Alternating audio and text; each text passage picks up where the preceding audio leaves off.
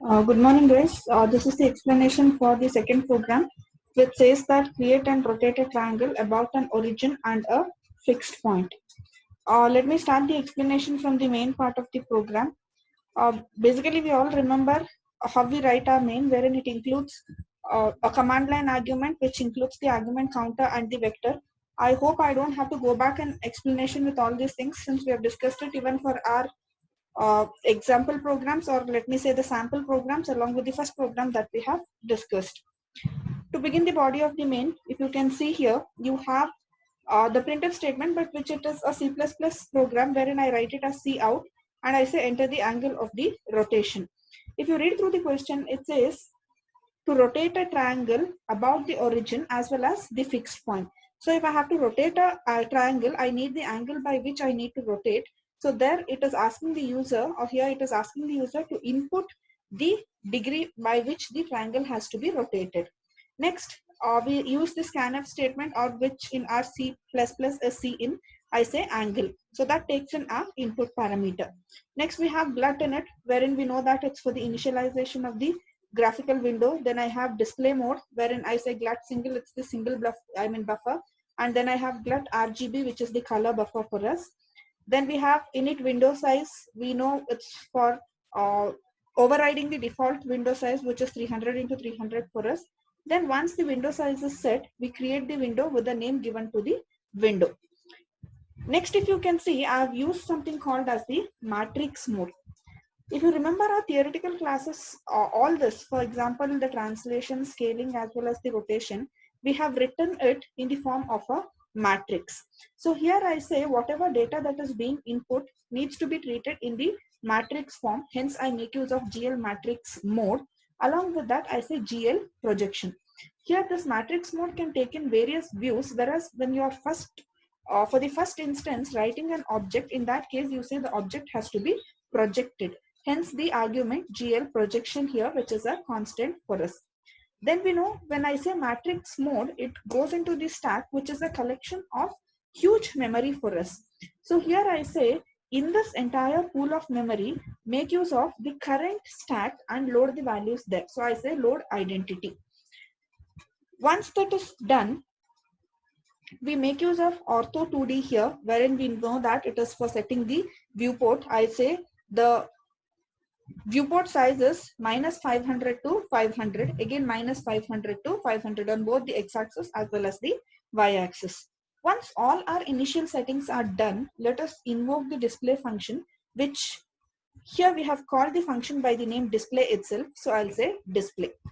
So once it comes to the display function, you can see that we have the clear color, GL clear, wherein I say color buffer bit.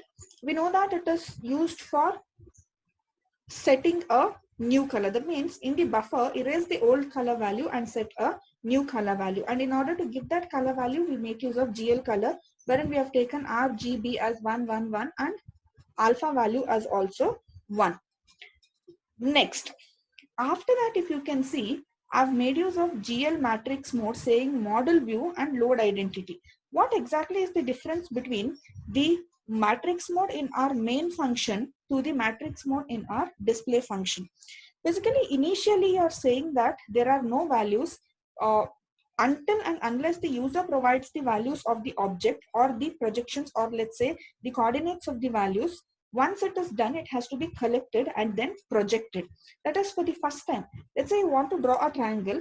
If you have to draw a triangle, if you don't have any object initially, it means that you will have to write it. You have no blueprint there. You're creating a blueprint. So that becomes the GL projection here.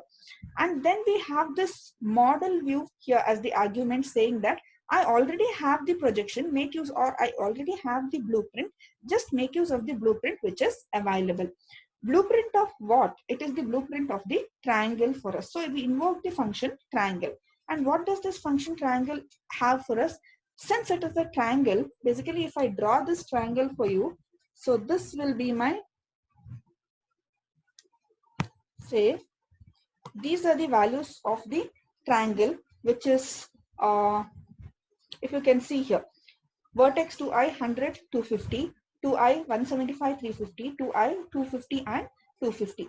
These are the vertices of the triangle, and since we have used a line loop, only 3 vertex are sufficient. We know that the last point would be joining the begin point like a loop. So 3 values which define the vertices of a triangle. Once the vertices are ready, this will be loaded into your matrix, which is the original triangle. Next, once that is done, we say rotate the triangle which has these coordinate values, and then rotate it by the angle provided by the user as the input. Next, I say x and y as 0, indicating that they are not rotated with respect to x-axis, neither with respect to the y-axis. But on the other hand, I set 1.0 here for the z-axis, meaning that by default, all your rotations are about z-axis. So here this is rotated with respect to z-axis along the angle that is provided by the user.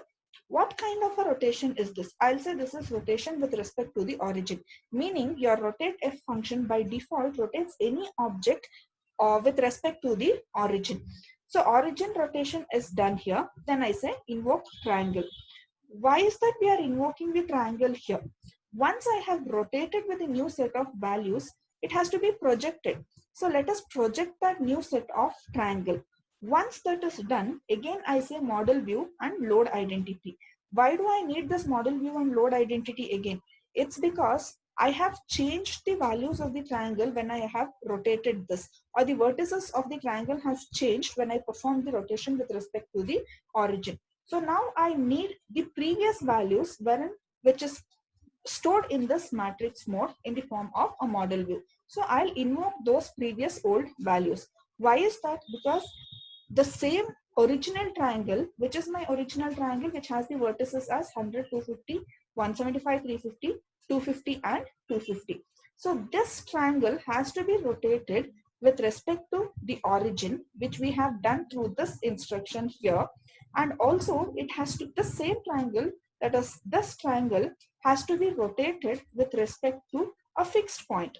Now when I have rotated it with respect to the origin, the coordinate points have changed. I cannot use this triangle. I have to make use of the original triangle itself. So here I'll say GL matrix mode model view, which gives me the view of the original matrix or the original triangle that we had taken. Once that is done, I say, if you remember, while we were discussing theoretically the fixed point rotation, we said it involves 3 functions. One is translate, rotate, and translate. That is translation in inverse, rotation, and then the original translation. If you recall the steps rightly. So here we have, if you can see, I have taken translate, rotate, and translate. Translate, if you can see, it is a stack operation for us. Hence, these instructions are in inverse for us. The first instruction to be evaluated will be this, that is the inverse translation. Then comes the rotation, and then comes the translation again for us. So it is the first one, second one, and lastly third one. So it's not that it goes in the order, it comes in the reverse order for us. So what are we trying to say here?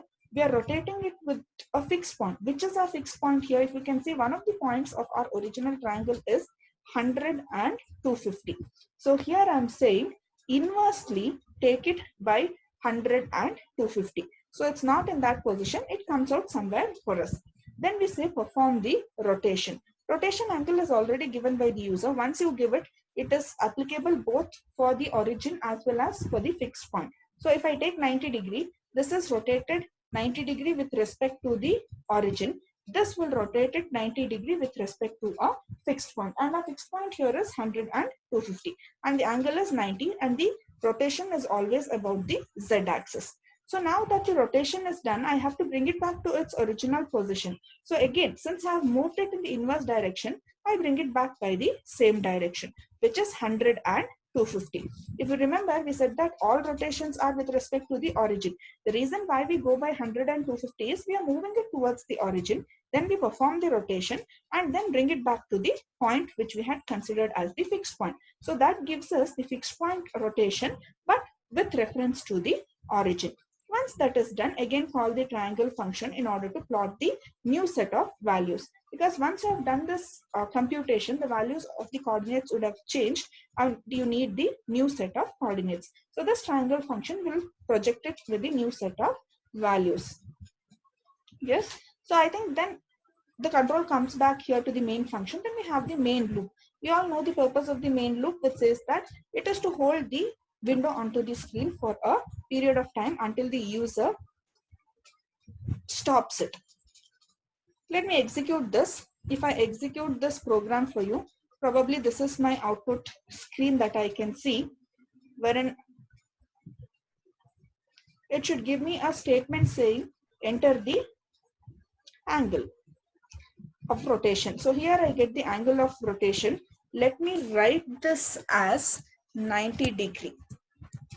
So let me put this as 90 degree. So once I do this, you can see here, this is my original triangle, which is rotated with respect to the origin. Kindly compute it using the matrices that you have theoretically generated in the class. So you should see that this will be the triangle which is rotated with respect to the origin, and this we had taken it as with respect to a fixed point, and a fixed point was 250 and 100 and 250. So with respect to this point, we have rotated the triangle by 90 degree. So this will be your output for the second program. Probably if you look into your manual, there is a different output. So whatever program you see on my screen here, use that program itself. There are minor changes. Probably you will have to remove one instruction from the given program.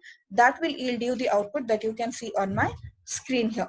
Hopefully this program is clear. I expect all of you to finish execution of the program for one of the batch which has not executed and upload it into the classroom. Thank you.